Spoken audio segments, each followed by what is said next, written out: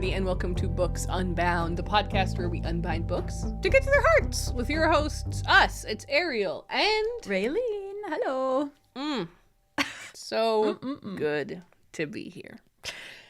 Well, another week of our lives gone behind us. Never to be experienced again. Right. Though its body will decay. I was just going to say, you're giving me like multiple different Harry Potter teacher vibes. You're giving me a bit of Trelawney there, a little bit of Slughorn. I was feeling Trelawney as well. That's funny. What does she say? Though the cup, like she's looking in the cup. She's like, right? Yeah. Something about Hermione being dry as the pages of the books. Pages of the books that you can't get away from or whatever. Yeah. Good stuff. Oh, geez. Okay. Back to business. Okay, everyone. We got lost for a second there. Welcome back. We're happy to be here. Last week's episode was a lot of fun because I told you all about my squirrel activity. That was good stuff. I was hoping that I might have another squirrel update for you all, but I do, in fact, do not. That's probably for the best also. Yeah, give it time. That third squirrel encounter will come. I do fear it. How's your week going, Raeleen? What have you gotten up to? Oh, not too much. Honestly, I've had a pretty chill week, but on Friday of this past week, I was greeted with amazing news when I opened up my phone first thing in the morning. Billie Eilish's new album just came out, and I forgot that it was coming out on Friday. And so I woke up to that and was like, well, I know what I'm doing with my entire day. And so I listened to her new album. Let's talk about it. Let's talk about it. Day long at work. So you loved it. Yeah. Well, I put it on and I was like, okay, I would say I solidly like maybe 3 or 4 of these. Like, let's keep listening. Yeah. And the other songs started to grow on me. There's definitely a bunch that I wouldn't necessarily like just put on independently. Yeah. But I feel like listening to them all as an album works really well and like tells a story and everything. But I would say that my highlights are Lunch, obviously. That one is just so fun. Chihiro is probably my other favorite though, and The Diner and L'amour de ma vie.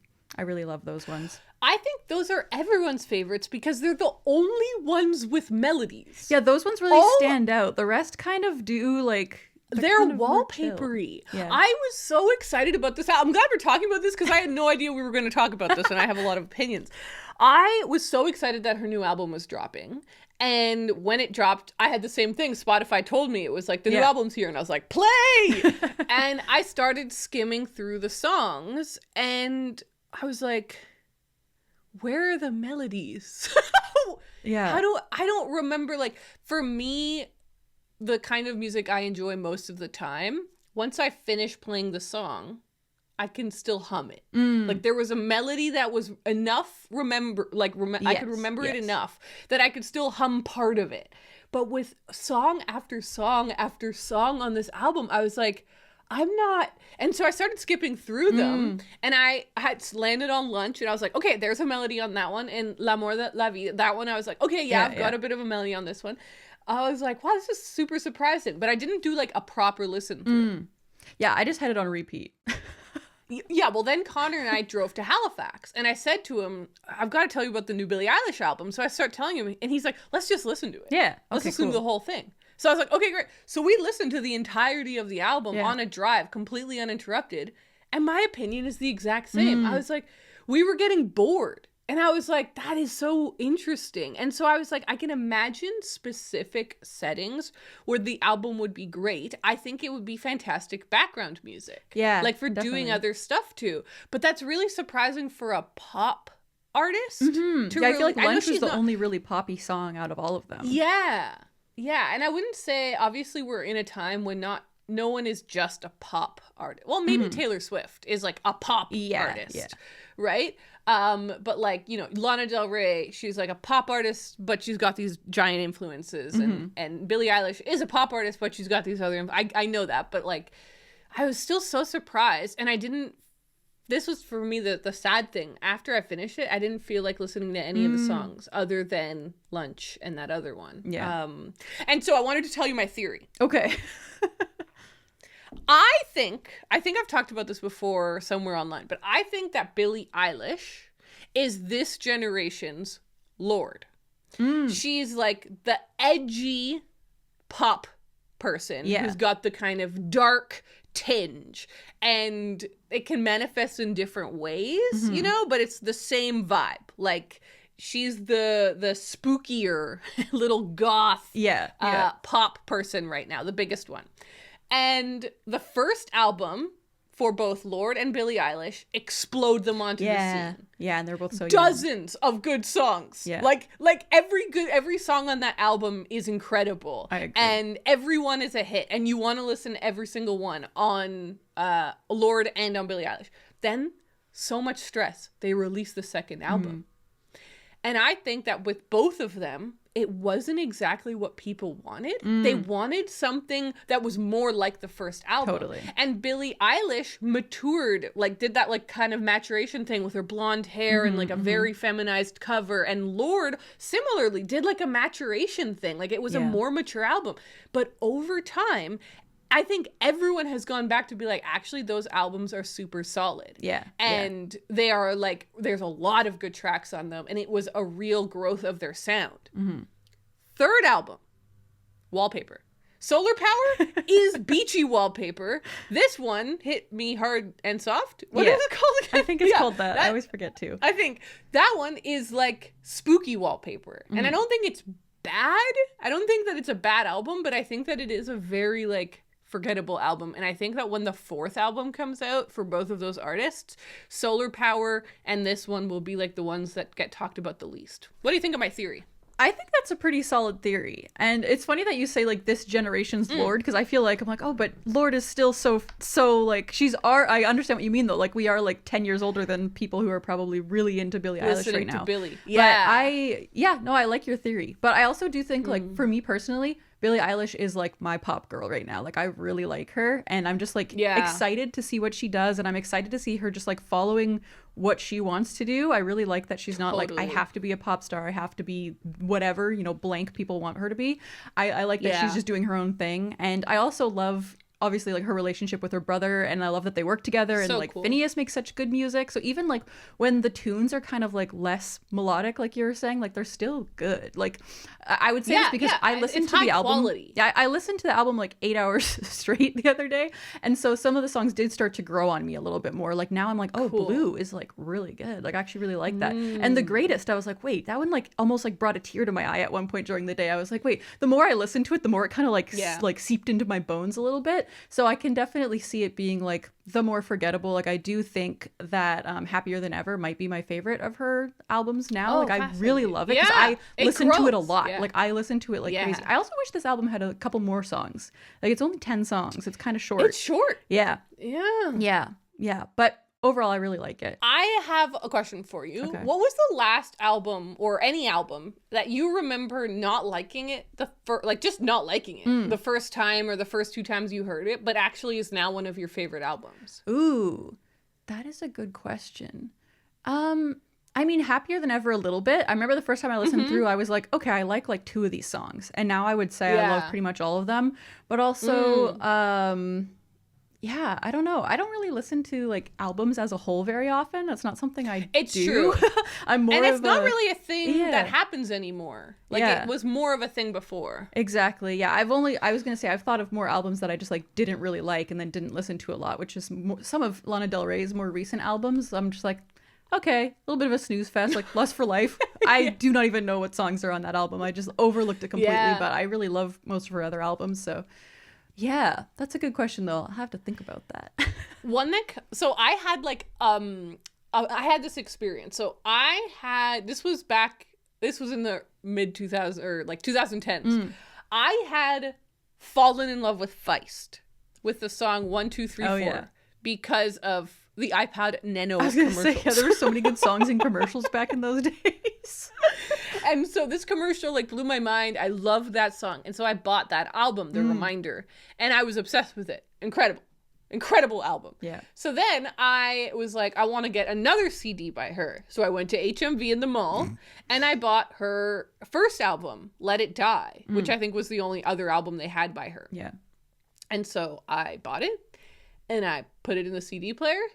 Hated it. I was like, oh, okay. I get it. Like, a lot of musicians' first albums are very dissimilar to the once they find, quote unquote, find their sound. And I was like, I don't know. I don't get it. Years later, okay? I remember this so distinctly. It would have been 2011. I was on a band trip going to Boston, Massachusetts. Okay. And I'm listening on my iPod Nano to music because we're driving for like 10 hours, 12 hours to get from Ontario to the States. And on my phone, or on my little iPod, I see Let It Die, this album. Yeah. And I'm like, you know, I feel like I didn't give that a good chance 4 years ago. I'll try it again. Yeah. I try it again. I had like a spiritual experience with that album. Okay. It is now, for me, one of my top 10 favorite albums of all time. Like, it's so good. I just didn't get it. I just didn't listen to it at the right time. So that could totally be happening with Billie Eilish. And ever since that happened to me with that Feist album, it's really opened my mind to the first time that I listened to an album, I'm like, yeah, I might not have heard it at the right time. Like, I could go back in a couple years or in a couple months and it'll hit me a different way.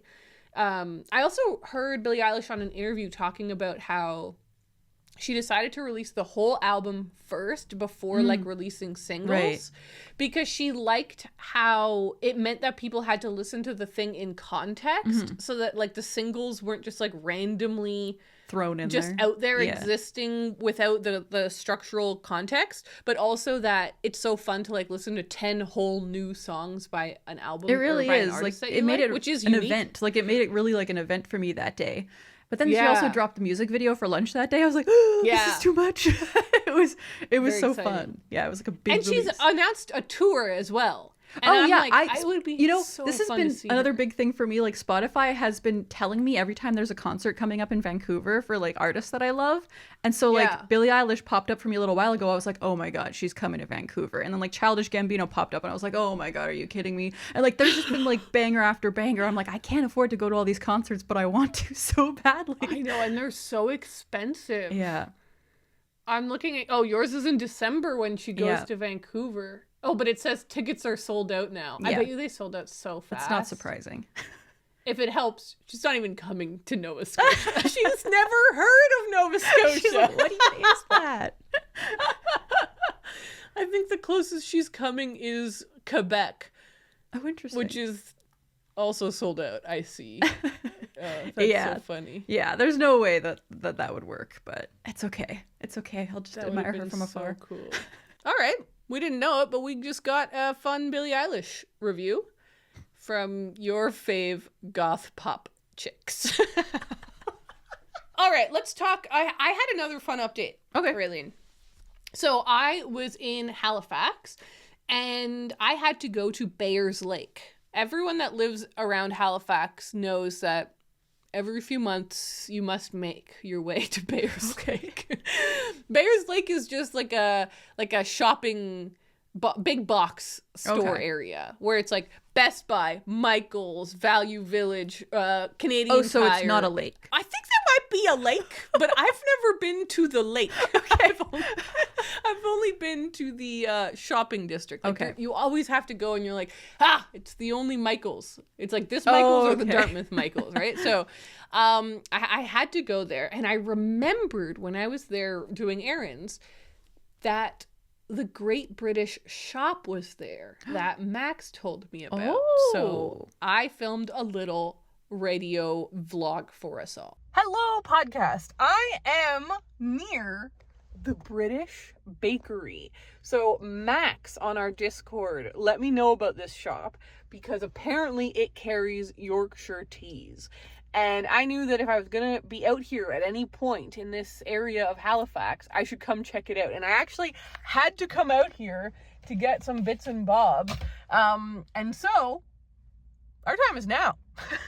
All right, we are approaching... Oh my God, great sign, Paddington. Okay, this is so fun. Lots of teas. Oh my God. Guinness whole grain mustard.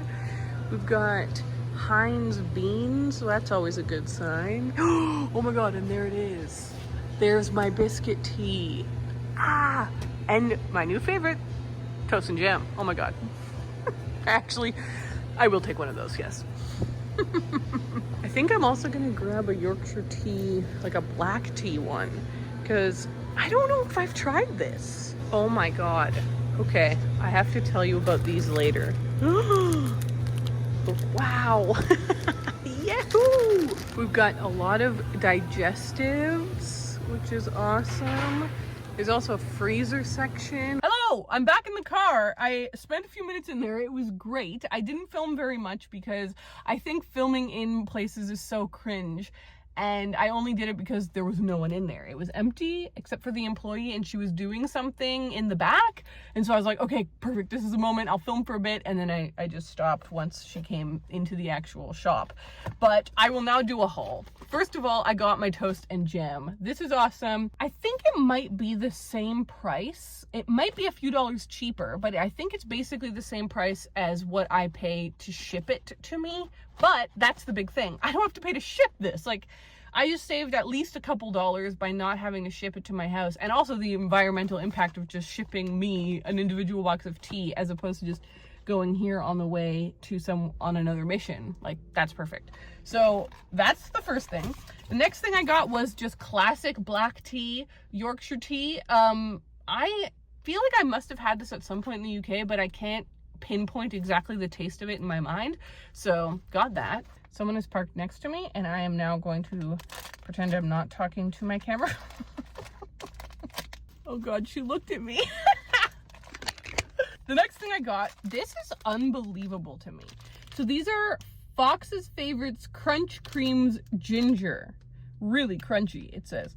The reason that this is crazy to me is because when I studied abroad in England, like the first time I ever lived in England, I bought some of these randomly at the grocery store, and I became addicted to them. Addicted to them. But I swear to God, they were orange. Like, this package was orange, and it had, I swear. But anyways, I then, every time I go back to England, wanted to find them, and I can't find them anywhere. And I'm like, was it a seasonal thing? Like, did they stop making them? I have no idea. And then I saw them just now. And I'm like, are these the same? They look the exact same. So that's going to be an exciting taste test at home. So I put those 3 items to pay for, and then the girl was so nice. She was like, is that everything? And I was like, oh, all right, I'll get a cream egg. Oh, God, I love cream eggs. Okay. I'll take a chomp. Oh, that's good stuff. So, first of all, I would like to say that was so much fun, and I felt kind of nostalgic, even though I was just in England 2 weeks ago. Yeah. Seeing all of those same things at British grocery stores. It just felt so cool to see them, all of those items in a British shop here in Nova Scotia. But the other thing I want to say is that I would like to formally bestow upon Max a certified reader pin for his services to my tea life. What does that have to do with reading? Everything, as you can all imagine. Everything. You should see how many people are talking about tea in our Discord nowadays because of what you've started. So true. The people are obsessed. It's a big topic. It's a big topic. It's a big topic. So thank you, Max, for sharing the existence of that shop with me. Super fun. A lot of fun. And yeah, I'm really glad that I know about it now, Ray, because I think that the tea works out to be about the same price as if I was ordering it online. Oh, okay. But I don't have to pay shipping. So it is way cheaper because I don't have to buy shipping, and also so much better for the environment when you can cut down on shipping stuff, right? So cutting out that whole shipment. Perfect. That's awesome. Beautiful. How about you? Any other updates that you wanted to give us this week? Oh, well, yesterday I got onto a big spring cleaning kick. Well, I guess it was over the past couple of days. I haven't finished. My next big thing I need to do is go through my clothes and just clear out a bunch of stuff. Because I want to just refresh, I want to refresh my wardrobe. But what I've done is I finally organized our bathroom, which sounds kind of boring, but I had literally, when we moved in, a year and a half ago, I just threw things into cupboards and haven't ever actually organized them, and it bothers me so much. And so I was like, you know what? I'm just going to take everything out of the cupboards, out of the drawers, everything. I'm going to clean it all. I'm going to put things back, throw away all the weird old expired face creams I have and stuff. And so I did that, and so that just makes me feel very happy. I went through, got rid of some books as well. We got new plates and like drinking glasses, and we were like, let's, because we've had the same ones for 10 years. Like we've had the same stuff since we first moved out into our first little basement suite, and you know, we're like missing plates, and some of them have, you know, chunks taken out of them. So I was like, I want to be a grown-up and have nice things.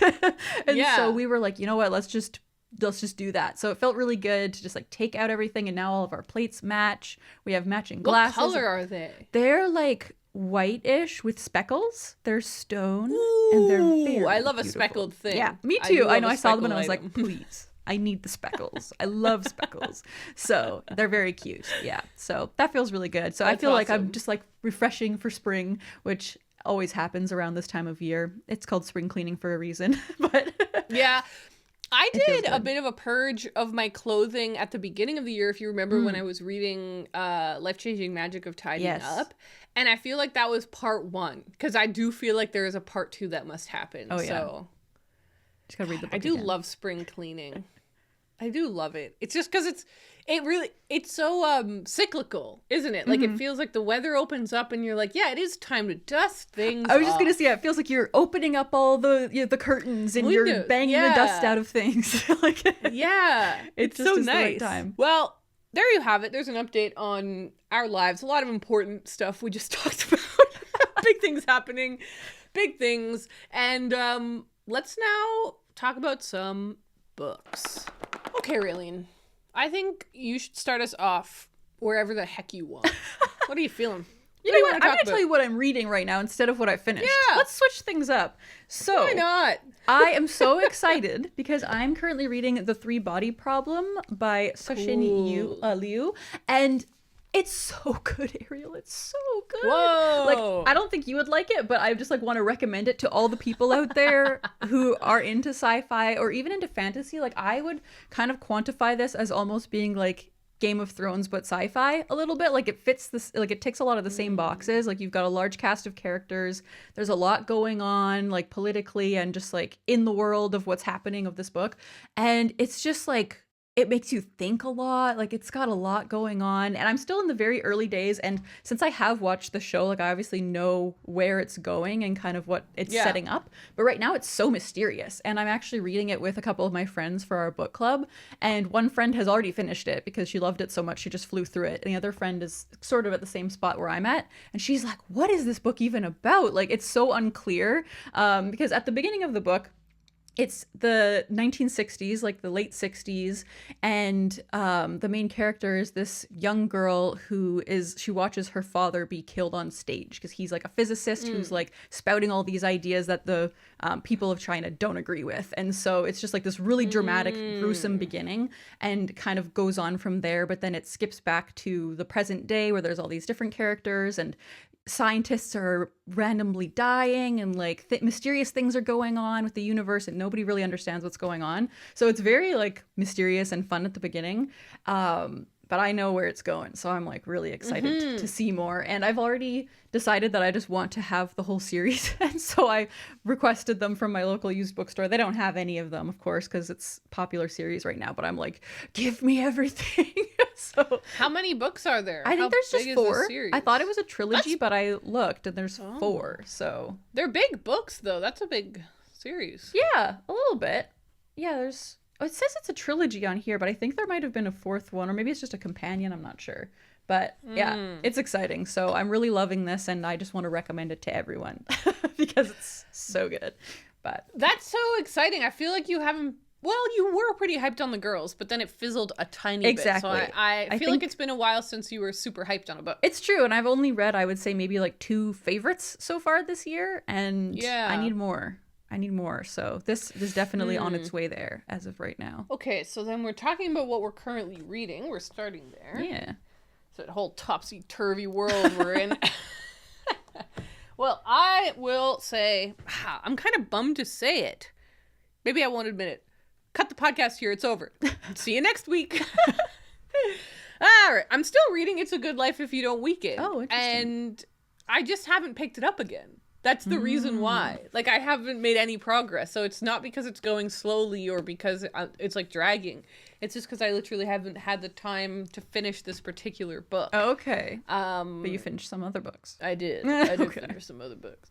Last week was so busy because, like I've talked about it in my videos. I think I've talked about it on the podcast. Have I talked about how my front door is getting restored? I don't know if you have. No. Okay, so yeah, my front door is getting repaired and it's been a nightmare. So basically it's obviously an 1850s house and it has its original 1850s door, which includes 3 windows, like 2 windows on the side and 1 window at the top, and its entire casement. So it's like this huge, beautiful door window extravaganza. Yeah. It got fully removed.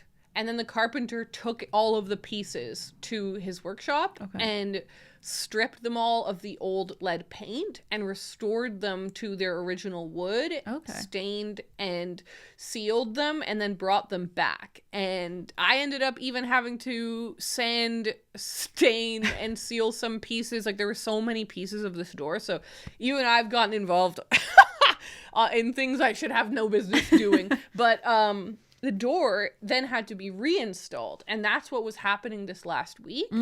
All of the pieces going back and the windows being reinstalled, and I ended up having to redo the window, like put in the window pane. So now I know how to glaze a window if you need help doing that, really. So it's just been so disruptive, and I've gotten to the point where I really need it to be done. Yeah. Like, it was supposed to take, when I originally asked the carpenter, how long do you think this is going to be? He was like 1 to 2 weeks. We're now over a month. And so not only is it spiraled out of control expensive, but it's also just so disruptive to all of my work. Yeah. Because I'm the kind of person, and I know most people, well, I don't know if most people, but a lot of people are. Yeah. I'm the kind of person that if there's a person in my house, I can't work. I can't ignore them. Like, I can't shut off part of my brain and like be like, okay, he's there and I'm just gonna sit next to him in another room and work. I have to have like the door open, like, and my brain is the whole time kind of pulling me over there. So it's been really stressful work wise, and my job is also filming and recording. And I can't film and record when a guy is standing outside my door. Like, I'm going a little bit crazy. I needed to finish now, and that's why I've started to have to also do some stuff, because I can tell that it's just never gonna end. Why did I bring this all up? I'm having a really hard time reading, because it's just like, so then he leaves at 5 p.m. and that's when I can finally do a bunch of the things like film and record, and like I'm jamming all of my work into these other hours, and I'm spending the other time. Oh my god, it's been really stressful. Why is it taking so long? Literally, I wish I could say. Part of it is because it's such an old door that, like, he's restoring a lot of the pieces, and so it just takes a long time, as opposed to a new build. Ultimately, it's way cheaper than a new build, because you can like, if you wanted to buy this type of door new, it would cost you like $10K. Oh my god. Like $15K. Yeah, because like the amount of windows and the amount of custom that it is, and the wood and the old workmanship that goes into it. So ultimately, like, this is way cheaper than me just buying a whole new front door or whatever. But also, like, he can't come every single day. And so he's not showing up every single day to work on it. So it's like he shows up on Monday, and then he can't work until Wednesday, and then he can't come till Saturday. And so that's the other thing where it's been really inconsistent. So it's not like finishing. I see. Get him out of here. I'm losing it. But yeah. That being said, I did finish 2 things this week. Ooh. So let's talk about what we finished. The first thing that I finished was Metamorphosis by Franz Kafka. Franz Kafka was born in 1883 in Prague, where he lived most of his life. During his lifetime, he published only a few short stories, including The Metamorphosis, The Judgment, and The Stoker. He died in 1924 before completing any of his full-length novels. At the end of his life, Kafka asked his lifelong friend and literary executor, Max Brod, to burn all of his unpublished work, but Brod overrode his wishes. I didn't know any of that. That's dramatic. That is very dramatic. Whoa. So I have read The Metamorphosis before. This is a reread. Oh, that's interesting. I haven't added it to my spreadsheet yet, but I'm excited to add another reread to the spreadsheet. You've got a lot of rereads. Because this year is crazy for rereads. Yeah. It's great. It's really good. It's really, really good. I guess it is a short story and not a novella, but at what point do we call something... What do you think? I would say, to me, anything that's like longer than 40 to 50 pages, like that's even like a really long short story. Like I would even, I don't know. Yeah, I would say anything like longer than 40, maybe I would call a novella. I agree. This is 77 pages. That's pretty long. This is a short, like a mini book, but I think even in a tall book, it would be. I mean, you can make like a whole book 60 out pages. of it, which I think says something. I will say they added 2 stories. Oh, into okay. this. Yeah, but it takes up more than half. Anyways, that doesn't matter, I suppose. I read this because it was the next book for my little book club that I've been doing with my brother and his 2 best friends and Connor. And we met last night about it.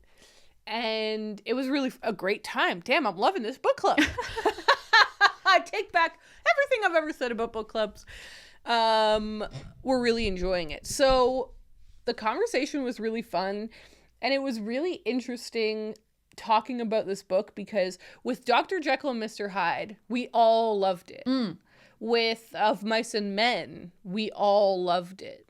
With Metamorphosis, there was more of a mix. Okay. Nobody hated it. Nobody was like passionately against it.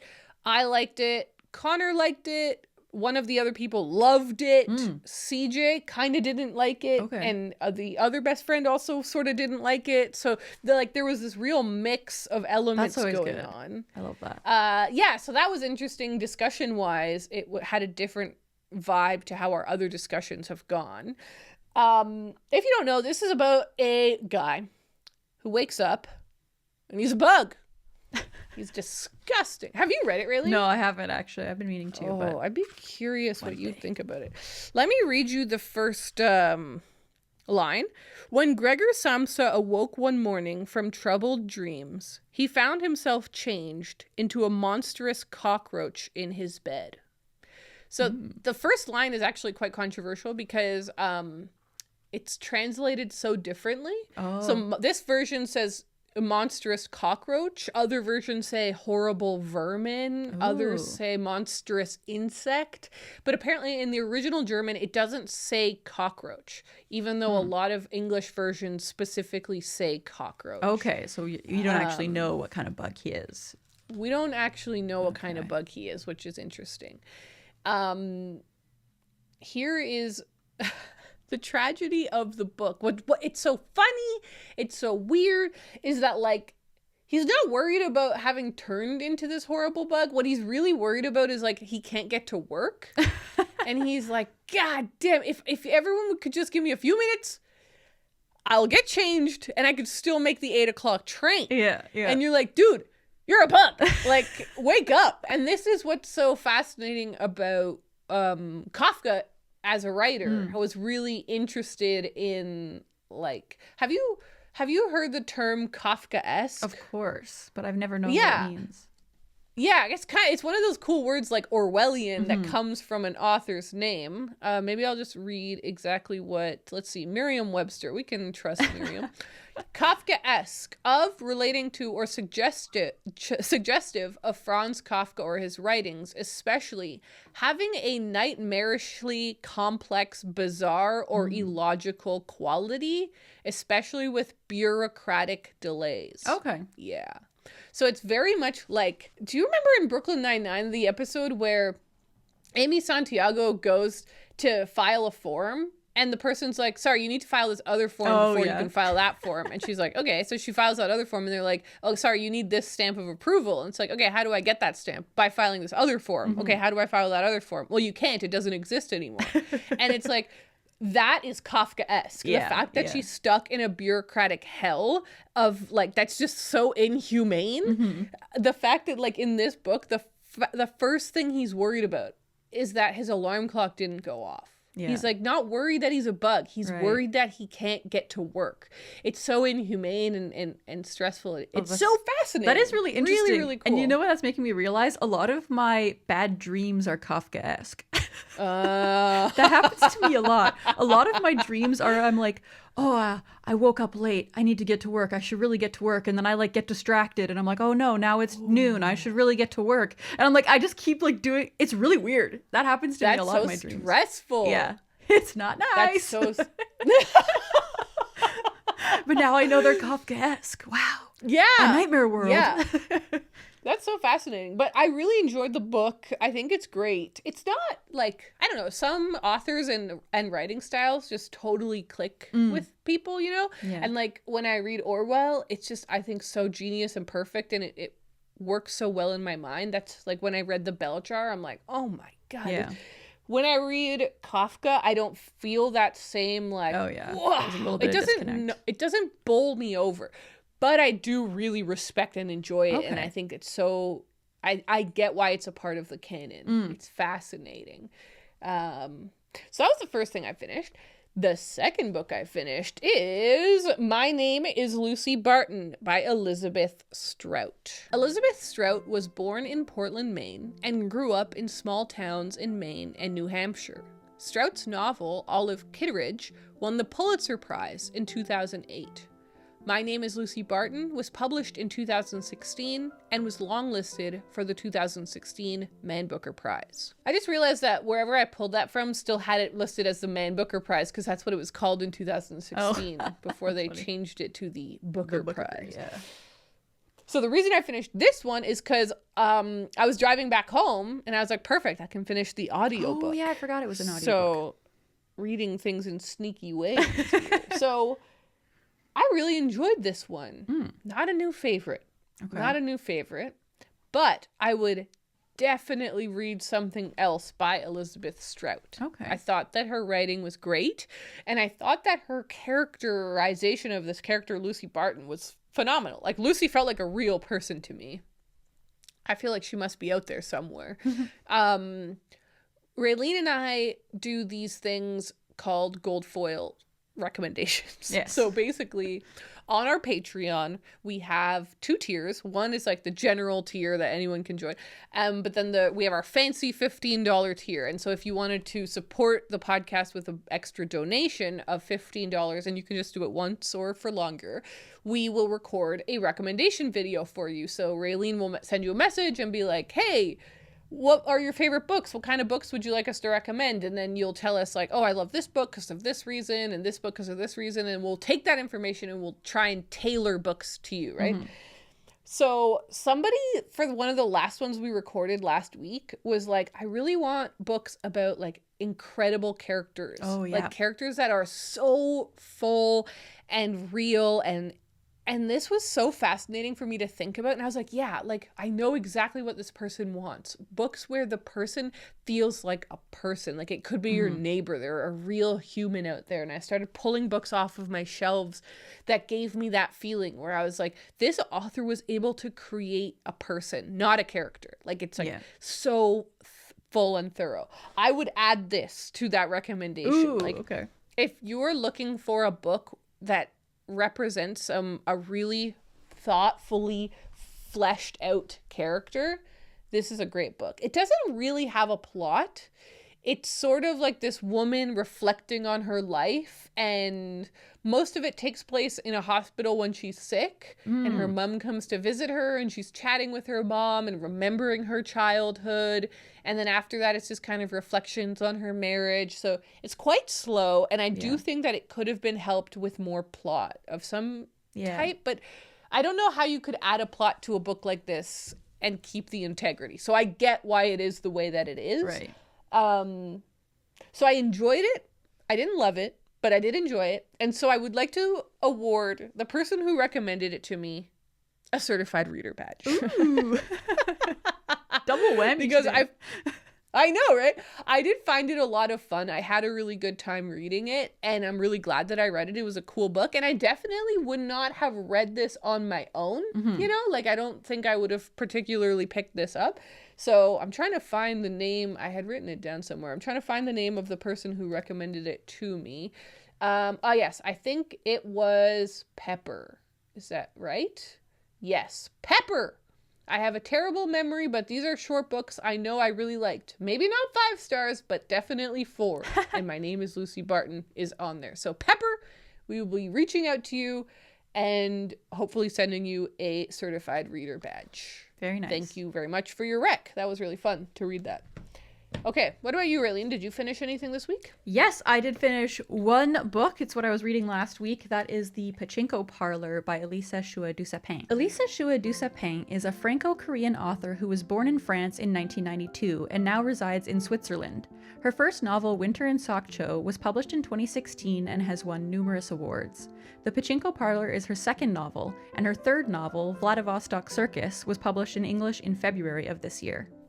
So, yes, I read this one, and as you may recall, this is one that was on my 24 in 24 TBR. It's kind of a like recent mashed potato, so it was one that I was really, really excited to get to, and it was a little bit not what I wanted, unfortunately. Like, it didn't really, it didn't really hit for me, and I had slightly high expectations because our friend Max read this book actually twice in a row because he liked it that much. Oh my God. And so I was like, oh wow, that like, I need to get into that.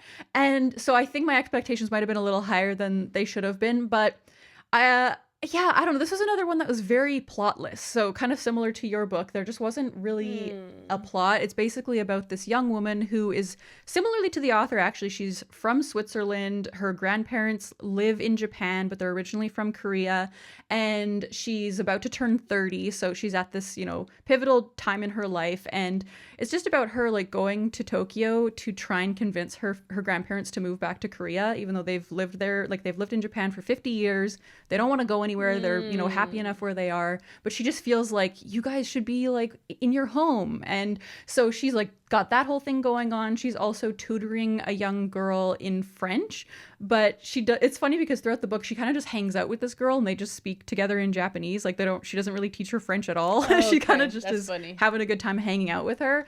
And they're just kind of like, she's just kind of lounging around Tokyo. Like it's got that kind of sleepy summer vibe where like you're just laying around, not really doing anything. A lot of times she'll just be like laying there like on her phone or whatever. Like she's just very lost and kind of full of ennui, that kind of book. Totally. So that's kind of all it was, though. I feel like, I don't know, I feel like language was a big theme of the book, and because she kind of speaks like 4 different languages, and she's kind of always in between, like, how do I, like, not being able to communicate with anyone fully, because she kind of just, like, can only speak each language a little bit. So that was kind of interesting, but I don't know, it was just missing something for me. I feel like Winter in Sokcho had a little bit more oomph, and I connected with it more. And maybe people will connect with this one more over that one, which is totally valid. But what I did like is that this is kind of like the summer version of Winter in Sokcho. Like I feel like they make a good pairing. That's cool. Because they have kind of similar main characters. They're both women in their like late 20s who are feeling kind of lost. They don't feel like they really belong anywhere. And that one has like the sleepy little town in the winter vibe, and then this one is Tokyo, but it is kind of like the quiet side of Tokyo. Like it's not, it doesn't feel like a bustling city in this book, which is kind of nice. Yeah. So yeah, overall, like I'm glad I read it. It was okay. I didn't hate it or anything like that, but it just didn't hit the way I wanted it to. But damn, it is what it is. I'm really excited for her next book though. Like her third book is about a circus and sounds really cool. So I am excited to give her another try. Like I like the way she writes, so I'm definitely going to give her more shots. That's actually quite similar to My Name is Lucy Barton for me, where I'm like, this one didn't hit perfect, but I really did like it, and I would totally check out another book by her. Nice. Fascinating. Well, there's what we read. So that brings us to our final segment, Mailroom. Woo!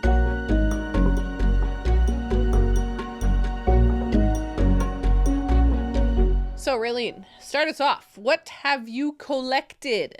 What have I collected indeed? Okay, so my first comment is from Fictional Chai, who says, love hearing about how Mashed Potato May is going. I've been doing a version of what all year I've called Read It or Delete It, where I've set myself a goal to read a certain number of the books that have been on my TBR the longest, or else they have to come off my TBR at the end of the year.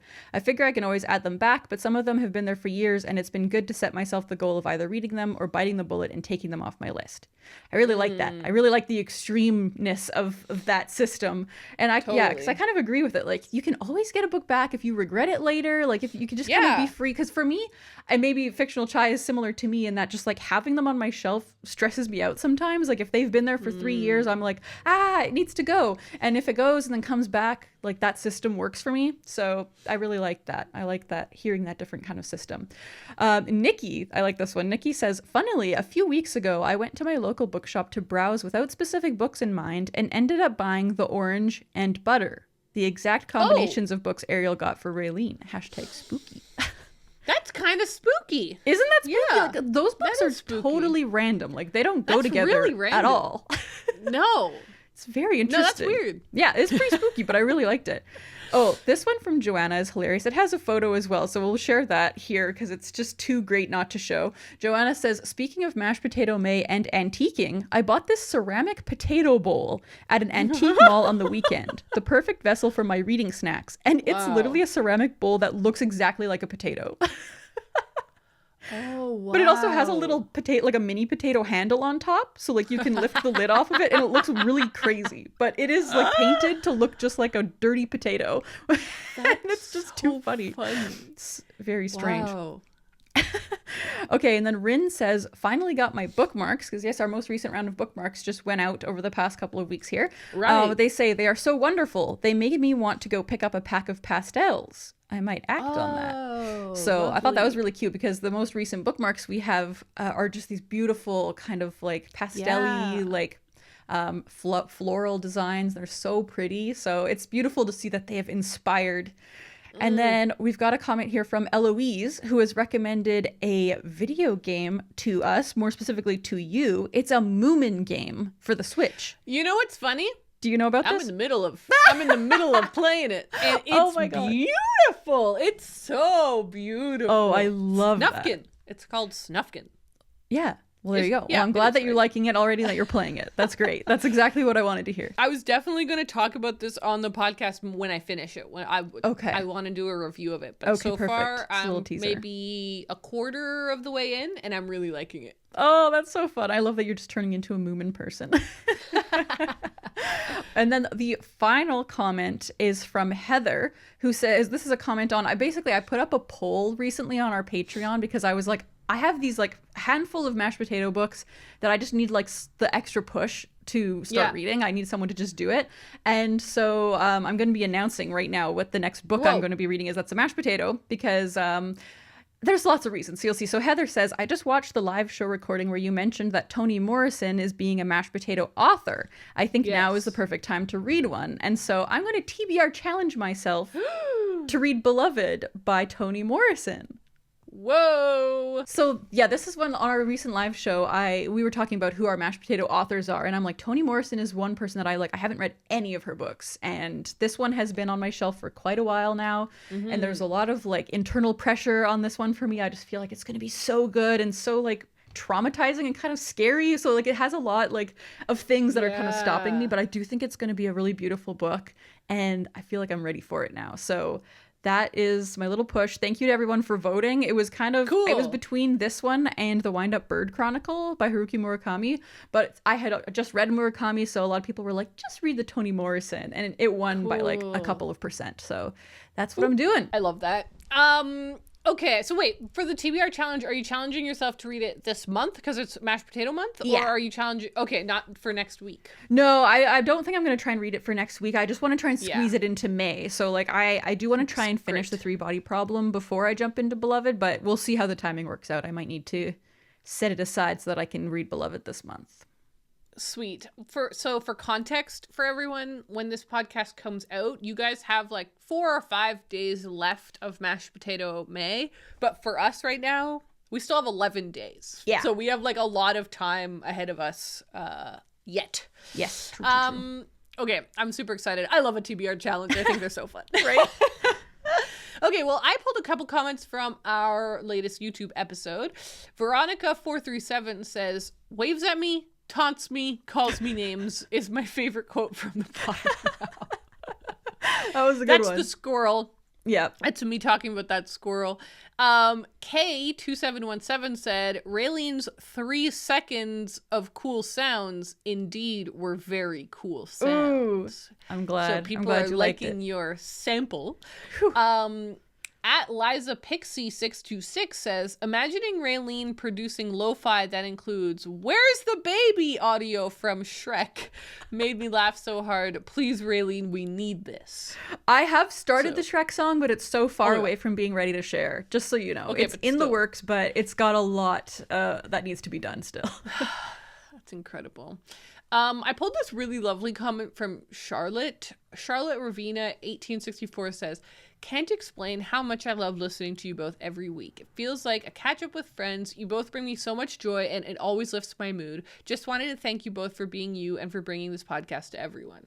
Aww. Such a lovely comment. And I guess I just wanted to pull it because we get so many nice comments from people every single week. And it feels a little like cringe and like self-congratulatory to pull them and read them every week, so that's why we don't. But we are really grateful to everyone who leaves us a kind comment.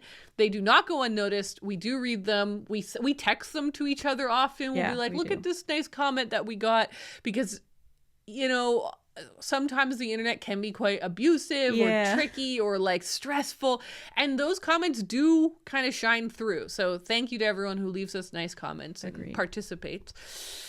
The last comment I pulled is from at Collecting Scars. Bit of a different tone on this one. I feel you, Ariel. A squirrel kept trying to steal my lunch in the park. I saw another comment. Somebody was like, I saw 20 squirrels on my way to school or whatever this morning. So it was like a really dangerous, timely episode. Incredible. Maybe I guess they are all out to play because it's spring and they're like, woohoo, having babies. Yeah. Brilliant. Thank you all so much for joining us for this episode. Now, if you wanted to support the podcast, you can do so by checking out our Patreon, checking out our merch, or just spreading the word and sharing the podcast with someone you think might enjoy it. Thank you all for hanging out with us. We are now going to go record our Patreon mini podcast. Which one are we doing this week, Raeleen? Movie Tub, where we review and talk about movies we've seen recently. Interesting. Very interesting. Okay. Thank you so much, and we'll talk to you next week. Bye. Bye.